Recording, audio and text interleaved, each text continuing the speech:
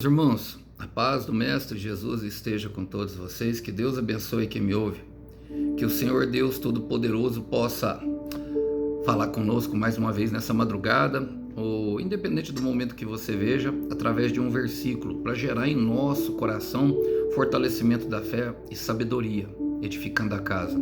Olha, o versículo de hoje encontra-se no Evangelho de Jesus Cristo segundo Mateus. Quero ler com vocês o capítulo 23, o versículo 15, que diz assim: que aflição os espera, mestres da lei e fariseus, hipócritas, atravessam terra e mar para converter alguém, e depois tornam um filho do inferno 2 vezes pior que você. Glória a Deus, irmãos. Esse capítulo 23 aqui, essa palavra do Senhor Jesus, tanto aos discípulos quanto às multidões que estavam perto, e principalmente aos fariseus, pelo que parece, ocorreu na porta do templo, em um lugar onde o ânimo ficou exaltado e as multidões poderiam contemplar tudo aquilo que havia de ser dito referente a esses homens. Jesus ele condenou duramente a hipocrisia, e uma das características dos hipócritas é justamente o que está dito nesse versículo, que ajuda nós muito a ajustar a nossa forma de pensar, a ajustar o nosso pensamento, a nos alinhar com o Evangelho. Ele diz que há uma aflição aguardada, por quê? Porque atravessavam terra e mar para converter alguém. E muitas vezes, irmãos, nós agimos dessa forma. Qual que é essa forma, irmão Alisson? Nós queremos que as pessoas entendam a nossa forma de pensar, de maneira que nós apoiemos elas, que elas estão certas. E os fariseus faziam dessa forma, eles percorriam longas distâncias para tornar as pessoas de maneira ali até prática, devotas a Deus, ao judaísmo, como práticas, como o batismo e o corte do prepúcio e todas as outras coisas que vinham oriundas dessa fé, da fé judaica.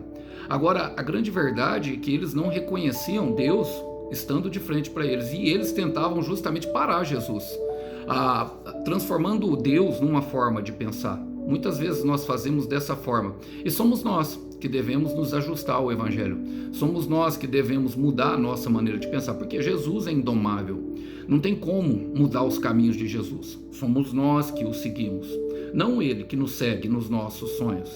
Então eu quero te falar, meu irmão, minha irmã, deixe Deus te conduzir aos sonhos que ele tem para você, e não queira que Deus conduza, que Deus venha com você e você o conduza para ele executar os seus sonhos. Deus não é um gênio da lâmpada de Aladim. Ele quer sim nos abençoar e cuidar de nós, mas para isso será necessário que nós venhamos nos ajustar àquilo que a palavra diz a respeito de Cristo. Ou seja, nós de fé em fé, de força em força, de glória em glória, sermos cada vez mais parecidos com o Filho do Homem, com o Mestre, com o Rei de Nazaré, com o Todo-Poderoso Jesus Cristo. É assim que nós vivemos,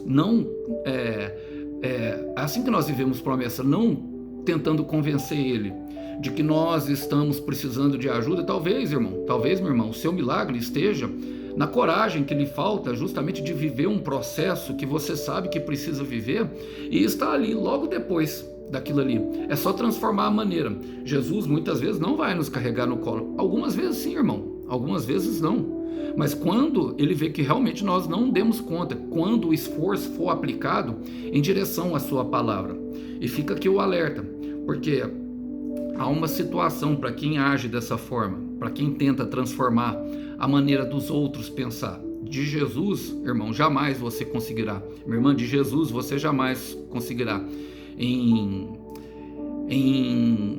Malaquias 3, versículo 6, fala: eu sou o Senhor e eu não mudo. Em Hebreus capítulo 13, versículo 8, fala que Jesus Cristo é o mesmo hoje, o mesmo ontem e será o mesmo para sempre. Isso quer dizer, é o princípio da imutabilidade de Deus. Ele já é perfeito e ele não precisa de ajuste. É nós que devemos nos ajustar a ele. E para quem não quer ajustar, há 2 consequências retratadas nessa palavra. Uma aflição espera, porque vive na hipocrisia, é conhecedor da verdade e separado para um chamado. Fariseu, separado, mestres da lei, conheciam a verdade, eram responsáveis por preservar a palavra de Deus. Então ele fala que a aflição os espera. Há uma aflição ali na frente para quem não se submete à metanoia. Aquilo que Paulo vai dizer em Romanos 12:2, transformar o nosso entendimento e não nos amoldar ao padrão desse mundo, para que nós sejamos capazes de experimentar a boa, perfeita e agradável vontade de Deus. E a outra é justamente que nós convertemos as pessoas quando conseguimos achar uma pessoa que é carente, emocional, que passa por dificuldade. Normalmente as pessoas que são levadas por qualquer vento de doutrina são pessoas emocionalmente estáveis, são pessoas que vivem justamente nas ondas da emoção. Uma hora está alegre, outra hora está triste demais. Uma hora crê e outra hora não crê. Aquilo que nós chamamos de os inconstantes. Essas pessoas podem até serem levadas por palavras de persuasão ou por palavras até mesmo de sentimentalismo, quando nós tentamos comprar as pessoas com sentimentalismo. Mas uma pessoa que tem o Espírito Santo de Deus, ela jamais se dobrará dessa forma, a forma de pensar. Ela já entendeu que a forma de Cristo pensar é a forma que nos conduz à plenitude de vida e à vida eterna. Então ajuste-se a sua rota, para que não venha, fala assim, por causa disso, ele fala assim, e tornam um filho do inferno 2 vezes pior que vocês. Aqueles carentes emocionais, aquelas pessoas, nós convertemos elas a um filho do inferno e elas se tornam 2 vezes pior que nós. E isso pode dizer até que elas se voltarão contra nós em um determinado momento. Cristo é o alvo.